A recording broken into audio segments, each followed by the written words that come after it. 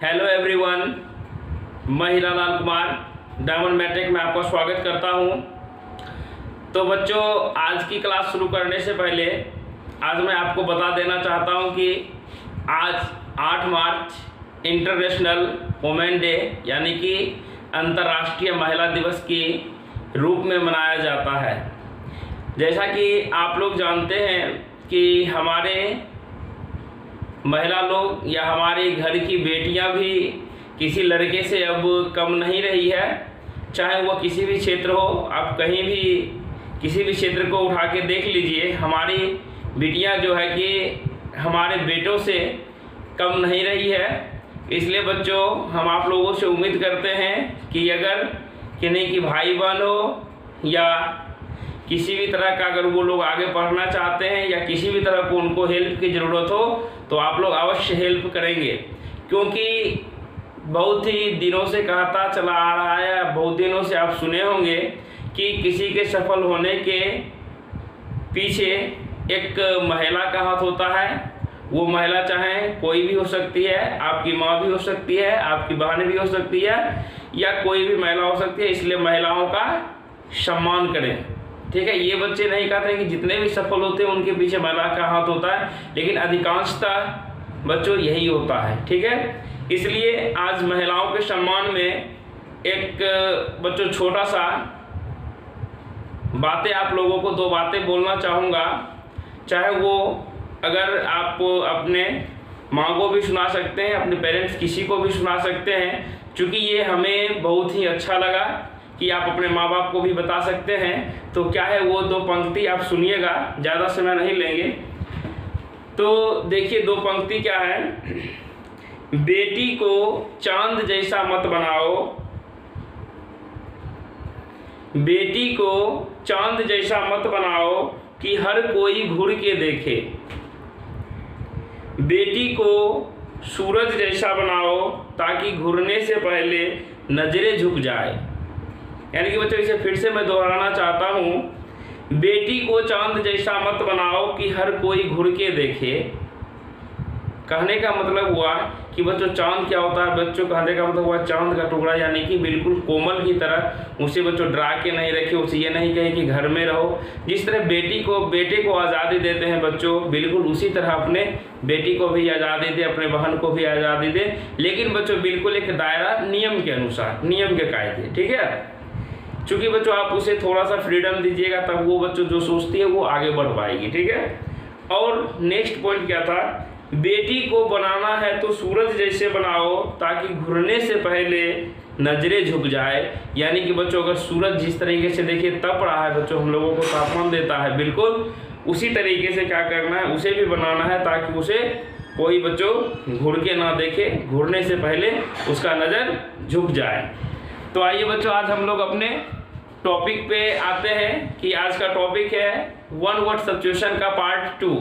इससे पहले भी 1 वर्ड सब्स्टिट्यूशन का पार्ट 1 बना चुका हूं बच्चों। तो आइए आज हम लोग पार्ट 2 1 वर्ड सब्स्टिट्यूशन का देखने वाले हैं। इससे पहले अगर मेरे वीडियो को नहीं देखे हैं तो इंग्लिश के सारे वीडियो को देख लीजिएगा, ताकि आपके कॉम्पिटिटिव एग्जाम में बहुत ही ज़्यादा हेल्पफुल होने वाले हैं। तो वीडियो शुरू करने से पहले कुछ कहना चाहूँगा बच्चों, अगर आप मेरे चैनल पर नए हैं तो जल्द से चैनल को सब्सक्राइब कर लीजिएगा और बेल आइकन को दबा लीजिएगा, ताकि मैं कोई भी वीडियो को अपलोड करूँ तो नोटिफिकेशन सबसे पहले आपको मिले। तो आइए हम लोग आज टॉपिक पे आते हैं, आज का टॉपिक स्टार्ट करते हैं। तो फर्स्ट क्वेश्चन लिखा हुआ है, a house for storing grains, यानी कि वैसा घर जिसमें क्या कर सकते हैं बच्चों, ग्रेन्स का मतलब होता है अनाज, अनाज को स्टोर करते हैं। उस जगह को क्या कहते हैं, उस जगह को ग्रेनरी कहते हैं। ग्रेनरी का मतलब होता है बच्चों अन्नागार। क्या कह सकते हैं, अन्नागार, ठीक है। नेक्स्ट हम लोग बढ़ते हैं आगे। नेक्स्ट में लिखा हुआ है, a person who carries of somebody by force, यानी कि वैसा आदमी जो क्या कहेगा बच्चों, कैरी जॉब। कैरी जॉब का मतलब होता है उठाना, किसी को जबरन उठा लिया जाता है तो उसे क्या कहते हैं बच्चों, किडनैप करना, यानी किडनैपर के द्वारा क्या होता है, उसे किडनैप कर लिया जाता है। उसे कहते हैं, हिंदी क्या होता है किडनैपर का, अपहरण करता, अपहरण करता है। नेक्स्ट तीसरा क्वेश्चन है बच्चों, a place where clothes are washed and pressed, यानी कि वैसा जगह जहां पर कपड़ा क्या किया जाता है, वॉश किया जाता, धोआ जाता, और प्रेस का मतलब होता है प्रेस करना, आयरन करना, वैसी जगह को क्या कहते हैं, लॉन्ड्री कहते हैं। लॉन्ड्री का मतलब क्या होता है बच्चों, जहां पे हम लोग क्या करते हैं, कपड़ा को धुलवा के क्या करते हैं, कपड़ा धोने की दुकान भी कह सकते हैं इसको हिंदी में, कपड़े धोने की दुकान, ठीक है।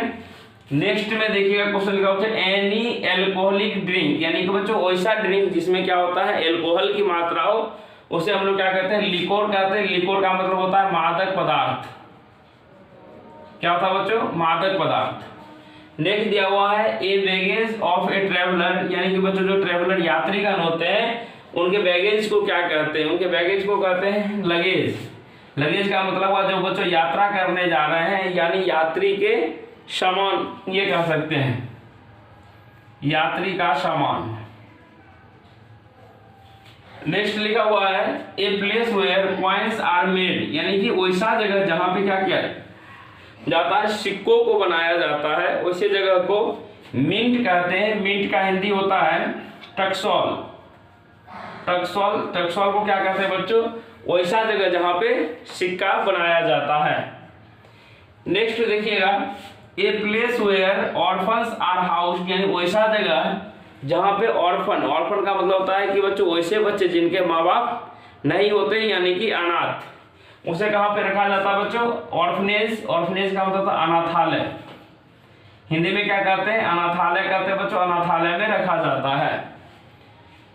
नेक्स्ट है an imaginary line round the earth, यानी बच्चों वैसा लाइन, ठीक है, जो अर्थ के क्या होता है, राउंड, इन अर्थ के चारों तरफ होगा, लेकिन इमेजिनरी लाइन होगा, उसे हम लोग क्या कहते हैं, इक्वेटर। इक्वेटर का क्या हिंदी होता है, विषुवत रेखा।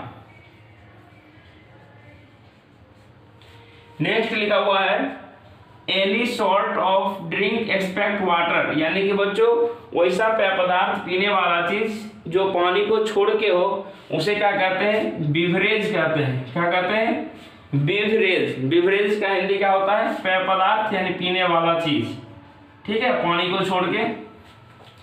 जैसे नेक्स्ट में दिया हुआ है question a place where arms are kept. Arms का मतलब क्या होता है, हथियार, ठीक है, जहां पे कि वैसा जगह जहां पे हथियार को रखा जाता है उसे क्या कहते हैं, अरमोरी। अरमोरी का क्या मतलब होता है बच्चों, शस्त्र रखने का जगह। क्या हो जाएगा बच्चों, शस्त्र रखने का जगह।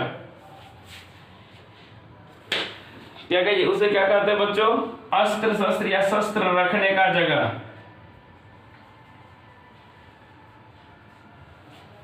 नेक्स्ट लिखा हुआ है a person who works against his country, यानी कि बच्चों वैसा आदमी जो क्या करता है, अपने देश के खिलाफ काम करता है, उसे क्या कहते हैं, ट्रेटर कहते हैं। ट्रेटर का मतलब क्या था बच्चों, देशद्रोही। जो बच्चों अपना देश में रहता है लेकिन अपने देश के विरुद्ध काम करता है, उसे क्या कहते हैं, देशद्रोही। नेक्स्ट लिखा हुआ है a person who travels to a holy place, यानी कि वैसा आदमी जो क्या करेगा बच्चों, ट्रेवल्स यानी कि यात्रा करेगा, होली प्लेस यानी कि पवित्र जगह की। पवित्र जगह मतलब जैसे मंदिर हो गया या गंगा स्नान करना, इधर उधर जाएगा, उसे क्या कहते हैं बच्चों, पिलग्रिम कहते हैं। पिलग्रिम का मतलब क्या होता है, तीर्थयात्री। क्या होता है, तीर्थयात्री जो क्या करता है, तीर्थ करते रहता है। नेक्स्ट लिखा हुआ है a person who travels in space, यानी कि वैसा आदमी जो कहां पे ट्रेवल करेगा बच्चों, स्पेस में ट्रेवल करेगा।